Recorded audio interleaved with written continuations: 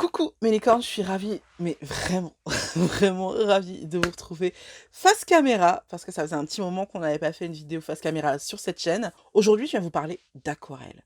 Alors, si quand j'ai commencé YouTube, on m'avait dit, tu vas faire une vidéo sur comment débuter l'aquarelle, j'aurais dit, ok, kit fourni, d'accord? Moi, je veux la même chose en fait, kit fourni parce que c'est peu probable quand même.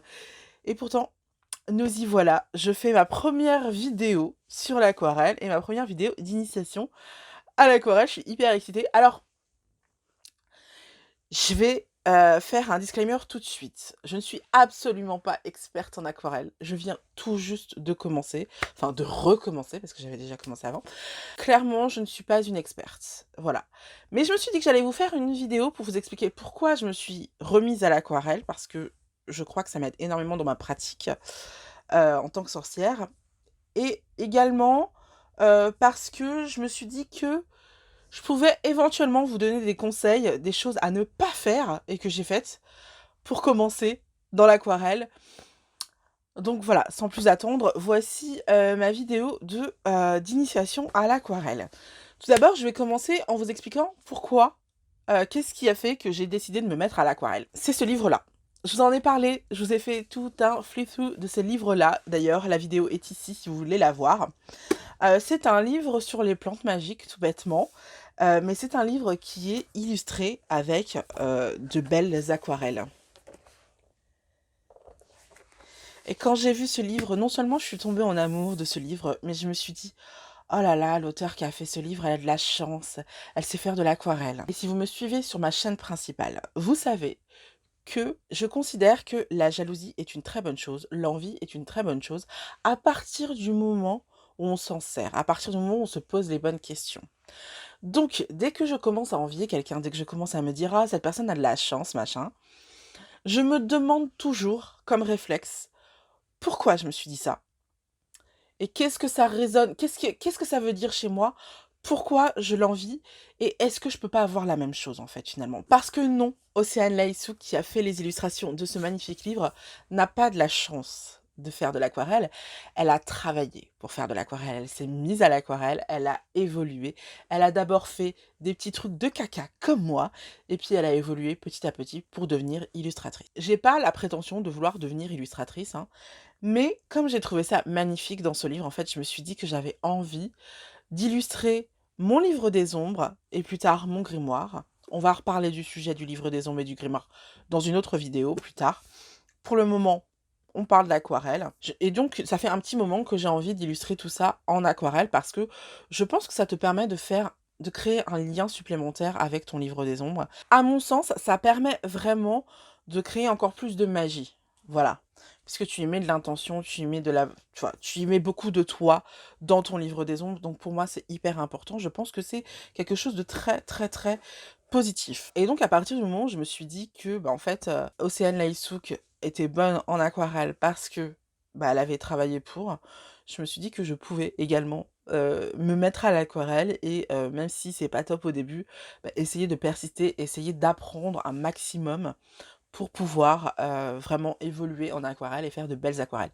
J'ai pas, la prétention de vouloir être illustratrice, mais en tout cas, j'ai envie, d'illustrer moi-même mon livre des ombres ou mon grimoire plus tard. Et la deuxième chose qui m'a convaincue de me mettre à l'aquarelle, c'est que ma mère m'a demandé de lui commander, son Happy Planner parce que j'ai converti à peu près toutes mes copines et toutes les femmes de ma famille au Happy Planner. J'ai fait plein de vidéos sur le sujet, sur la chaîne principale. Je vous invite à les regarder si ça vous plaît. Hem, mais du coup, dans son colis, en fait, il y avait, parce que le craftelier qui vend les Happy Planners sort des produits qui sont faits par eux-mêmes. C'est-à-dire qu'avant, ils étaient revendeurs et que maintenant, ils font leurs propres produits. Et ils ont lancé 2 palettes aquarelles. Est-ce que vous voyez la beauté des trucs? Et quand j'ai vu ça, je me suis dit: «Écoute, Anaïs, on va parler 2 secondes. Ça fait un moment que tu veux reprendre l'aquarelle. Il y a des produits superbes qui sortent sur le marché. Lance-toi». Et donc je me suis lancée. Et donc j'ai repris ma palette d'aquarelle d'il y a 3 ans, qui se présente comme ceci, tout simplement parce qu'il y a 3 ans, je me suis mis une première fois à l'aquarelle, parce que je voulais illustrer mon bullet journal.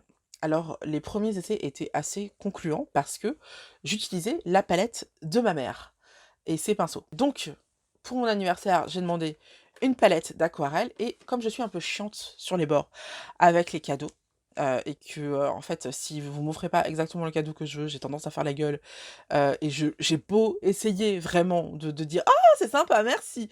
J'y arrive pas.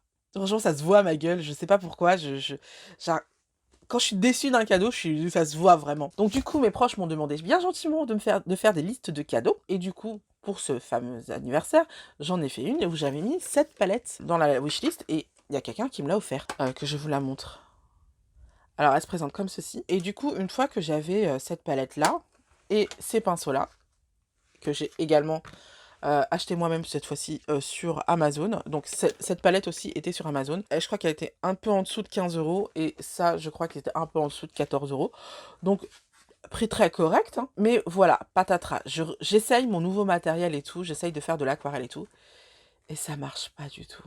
C'est moche, mais c'est moche. Un truc de dingue. J'ai pas compris pourquoi, j'ai cru juste que j'étais pas douée. Puis quand j'ai revu cette brochure et les aquarelles d'Océane Laïsouk, j'ai regardé en fait des tutos sur l'aquarelle parce que je me suis dit: «Allez, j'ai envie de m'y remettre et tout» et en fait, j'ai compris pourquoi, c'était chum par rapport à ce que j'avais fait avec la palette de ma mère et les pinceaux de ma mère. Surtout les pinceaux, en fait. La palette d'aquarelle en elle-même, elle est pas, horrible, horrible, horrible, mais quand même, je ne vous conseille pas d'acheter une palette d'aquarelle comme celle-ci, tout simplement parce que celle-ci, en fait, elle est fixe. Il y a pas de godet que tu peux enlever, ce qui fait que tu vas pas évoluer, tu vas toujours garder les mêmes couleurs et que quand tu as fini une couleur, en fait, c'est mort. Tu peux encore, remplir avec un tube d'aquarelle en tube, justement, mais sachant que tu ne connais pas vraiment les vraies références, il y a pas de numéro ni rien. Attends. Donc c'est assez compliqué de s'y retrouver. Donc voilà, elle est pas très pratique, donc je vous la conseille pas. Si vous voulez commencer l'aquarelle et si vous voulez vraiment vous lancer et vraiment évoluer avec l'aquarelle, faire de l'aquarelle à long terme et avoir une évolution et vraiment vous améliorer, tout ça, tout ça, tout ça, tout ça, apprendre plein de nouvelles techniques et tout, c'est pas la palette que je vous conseille.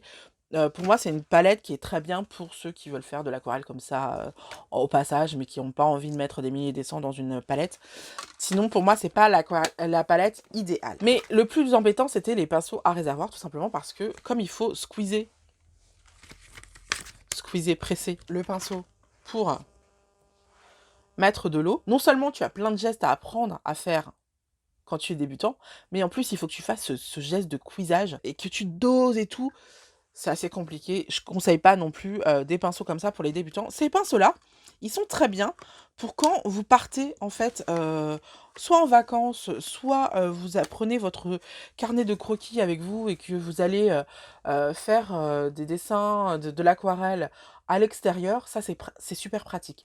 Mais pour apprendre l'aquarelle, c'est pas le bon outil et c'est pareil au niveau du papier, en fait, j'utilisais mon bullet journal de 160 grammes, aux pages de 160 grammes, qui sont très bien quand on sait déjà faire de l'aquarelle, et qu'on n'a pas peur que ça gondole. Mais quand on ne sait pas faire de l'aquarelle, qu'on s'y met et qu'on doit gérer l'eau et tout ça, c'est pas pratique parce que, ça sèche plus vite, parce que ça gondole, parce que ça c'est pas le médium le plus pratique pour ça. Donc du coup, après avoir vu quelques vidéos de youtubeurs qui ont eu la générosité de partager leur art avec nous, j'ai tout simplement, commandé mon matériel et je vais vous le présenter tout de suite. Alors j'ai pris 2 papiers. J'ai pris un bloc de papier d'aquarelle 300 grammes en cellulose avec, 70 pages, il me semble.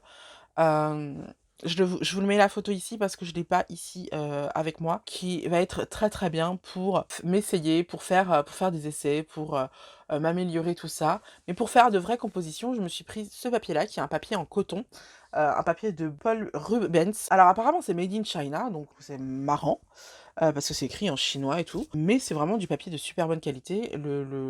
Ça là, ça m'a coûté 23 €. Après, le carnet est très joli, hein. Donc, il se présente comme ceci. Alors, vous avez un élastique et en fait, vous avez une première page comme ça et en fait, vous avez un bloc et le bloc là, sur les 4 côtés, en fait, il est, solidarisé et vous pouvez retirer chaque feuille, en fait, après, en prenant au couteau, vous prenez votre feuille et puis vous la défaisez, défaites, vous la défaites, oh, je sais plus, sur les côtés, sur les 4 côtés. Donc c'est hyper pratique, tout simplement parce que ça empêche le papier de gondoler. Et comme c'est du 100% coton, en fait, ça vous permet de travailler un maximum vos textures, ça vous permet de travailler avec l'eau un maximum parce que ça met du temps à sécher. Et une fois que c'est sec, on peut retirer la feuille et comme ça, elle est plate. Et c'est comme si de rien n'était. Donc je trouve ça super pratique. Donc ça, ce sera pour mes vraies compositions. Si vous voulez, sur le premier bloc, je vais m'essayer à faire les éléments de mes compositions, à m'entraîner à faire les éléments de composition. Et sur ça, je vais faire mes compositions. Ensuite, au niveau des pinceaux, j'ai pris les pinceaux du Craftelier, évidemment. Je vais vous faire une vidéo sur ma revue sur les palettes et les pinceaux du Craftelier. Mais bon, au niveau des pinceaux, vous savez que j'ai pris ceux-là.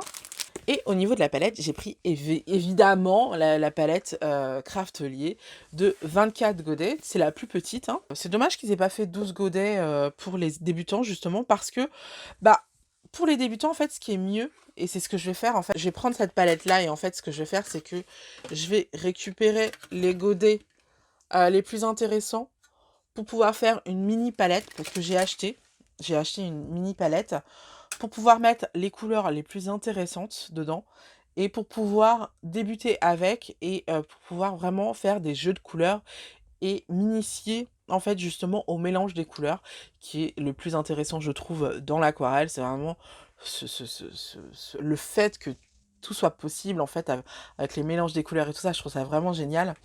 Donc comme c'est ce qui m'intéresse le plus pour le moment dans l'aquarelle, je vais faire une palette de 12 godets avec les couleurs principales, les couleurs les plus importantes. Du coup, au niveau des tutos gratuits, il y en a plein sur YouTube. Moi, mes youtubeuses préférées, ce sont Marie Boudon, des Tribulations de Marie, Tribulation avec un S de Marie, qui a une super pédagogie, qui explique les trucs super simples, et vraiment, ça rend vraiment l'aquarelle hyper accessible. C'est aussi grâce à elle, en fait, que je me suis dit, ok, je peux le faire, je peux y arriver, je peux évoluer, je peux m'améliorer, j'ai juste à commencer à la base et après à évoluer petit à petit.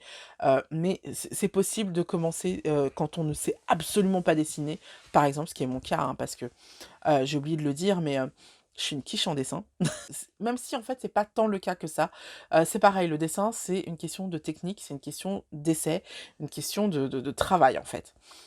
C'est pas inné en fait. On fait croire aux gens que savoir dessiner c'est inné, en fait non. Les gens qui savent dessiner c'est parce qu'ils étaient intéressés par le dessin et qu'ils ont fait des dessins, des dessins, des dessins, des dessins, des dessins, et petit à petit ils ont amélioré leur technique.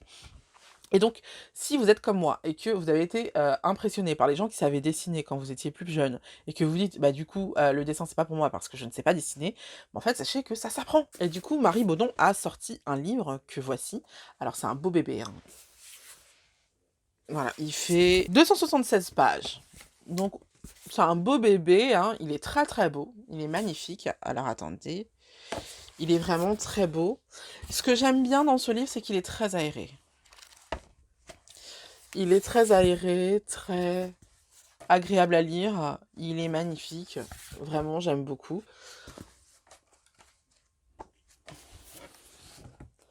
Voilà, c'est vraiment un livre super intéressant à lire. Et surtout, qui va vous aider vraiment à progresser. Là, c'est vraiment le livre, c'est écrit là, c'est pour débutants. C'est vraiment le livre pour commencer de zéro. Et c'est ce que j'apprécie dans ce livre. Il y a aussi un livre qu'on m'a envoyé, qui est J'ose l'aquarelle, aux éditions Errols. Qui est également un super livre, mais pour d'autres raisons. Ce livre, je le préfère au premier que je vous ai montré, tout simplement parce qu'il y a énormément d'explications. Il y a énormément de textes, il y a beaucoup plus de textes que dans le livre précédent. Il y a énormément d'explications. Et moi, comme vous le savez, je suis une sorcière studieuse. Ce qui fait que, pour vraiment être douée dans un domaine, il faut que je comprenne ce que je fais. Il faut que je sache vraiment ce que je fais, que j'apprenne un maximum de choses et que je sache pourquoi, par exemple, les pigments réagissent de telle ou telle manière.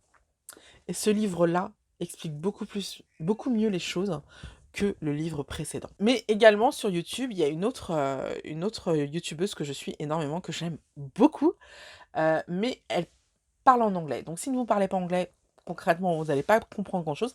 Maintenant, si vous parlez l'anglais, ou en tout cas que vous comprenez l'anglais, je vous conseille absolument de suivre Emma Lefebvre, qui est une aquarelliste américaine et qui a lancé d'ailleurs des pinceaux avec l'équivalent du Craftelier aux États-Unis. Et par contre, ils sont beaucoup plus chers, les pinceaux, mais ils sont en rupture de stock. Donc voilà, je les voulais, mais ils sont en rupture de stock. Bref, donc mes 2 youtubeuses, c'est ça, et les 2 livres que je vous présente, c'est ça. Et donc, ce que j'ai envie de vous dire pour le mot de la fin, c'est que si vous avez envie de commencer l'aquarelle, déjà premièrement, n'hésitez pas à investir. D'ailleurs, en fait, c'est le mot, en fait. Il faut s'investir dans l'aquarelle. Il ne faut pas hésiter à investir non seulement un peu d'argent, avec du bon matériel, mais également il faut s'investir et créer chaque jour un peu plus. Enfin, créer chaque jour au moins, vous faites quelques petites, compositions, quelques petits, essais, c'est hyper important et donc pour ça, il faut investir dans du bon papier certes, mais beaucoup de bon papier parce que vous allez avoir besoin de faire plein d'essais et c'est pour ça que moi j'ai pris un truc de 70 pages quoi, parce que j'avais envie de vraiment de bosser quoi, de vraiment d'en faire plein, pour m'améliorer un maximum.